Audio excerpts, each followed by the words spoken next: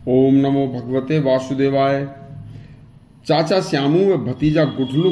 किस्सा भाग 3। गुठलू ने मोहल्ले में औरतों से क्या सुना, फिर चाचा से क्या कहा, बड़ा मजेदार किस्सा है, सुनिए। गुठलू एक दिन शाम को रास्ते में अपने घर से घेर में जा रहा था, तो वहां रास्ते में मोहल्ले में कुछ औरतें खड़ी थीं और आपस में गुठलू के घर की बातें कर रही थीं। एक औरत बोली, बेचारी गुठलू की माँ को रांड हुए बहुत दिन बीत गए। बेचारे गुठलू ने तो अपने बाप का मुंह भी नहीं देखा था। बाप के मरने के भी कई महीने बाद पैदा हुआ था। बेचारी गुठलू की माँ किसनिया रात दिन घर में नौकरानी की तरह काम करती रहती है और गुठलू बेचारा रात दिन जंगल में, खेत में ढोरों का सारा काम करता रहता है। फिर भी उसके बाद दूसरी औरत बोली, इसका चाचा श्यामू इसके कभी फेरे भी नहीं गिरने का। जो बेचारी किसनिया गुठलू की माँ को बहू का कुछ सुख मिल जाता। तीसरी औरत बोली, श्यामू को तो मुफ्त का नौकर मिल रहा है, उसे क्या जरूरत है गुठलू के फेरे गिरने की। चौथी औरत बोली, इतने सीधे सादे लड़के की कौन शादी करता है। उन्हीं में से एक बोली, शादी होती है आजकल जमीन जायदाद की। पता है आपको, गांव में सबसे ज्यादा जमीन गुठलू के हिस्से में आती है। अपनी यदि किसी लड़की वाले को पता लग जाए कि गुठलू के हिस्से में इतनी जमीन आती है तो वह फौरन अपनी लड़की की शादी कर देगा। पर श्यामू नहीं चाहता कि मैं किसी लड़की वाले से बात करूं और बेचारे गुठलू की मां किसनिया की के लिए कुछ ऐसा सुख मिल जाए।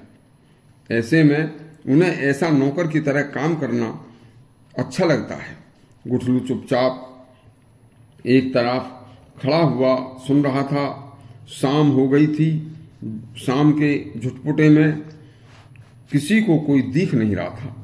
गुठलू रात को खाना खाकर पशुओं के पास घेर में सो गया, लेकिन रात भर गुठलू के कानों में, दिमाग में औरतों की सुनी हुई बातें घूमती रहीं। कैसे मेरी शादी हो, कैसे बहू आवे, कैसे मेरी माँ को बहू का सुख मिले। बस सुबह उठकर गुठलू सीधा श्यामू चाचा के पास गया और जाकर बोला, चाचा तू किसी दूसरे गांव की लड़की वाले से बात कर कि गुठलू के हिस्से में गांव में सबसे ज्यादा जमीन आती है, तो इस बात को सुनकर कोई लड़की वाला मेरी शादी कर देगा और यह काम तुझे 1 महीने में करना है। यदि 1 महीने में तेने मेरा ब्याह नहीं करवाया तो मैं न्यारा होकर आधी जमीन, आधा घर, आधा घेर सब बांट लूंगा। फिर तू खुद खेत के, ढोरों के अपने सारे काम खुद करिए। मैं तो अपनी जमीन, खेत और ढोरों का अपना ही काम करूंगा और देख अपना ब्याह भी मैं अपने आप ही कर लूंगा।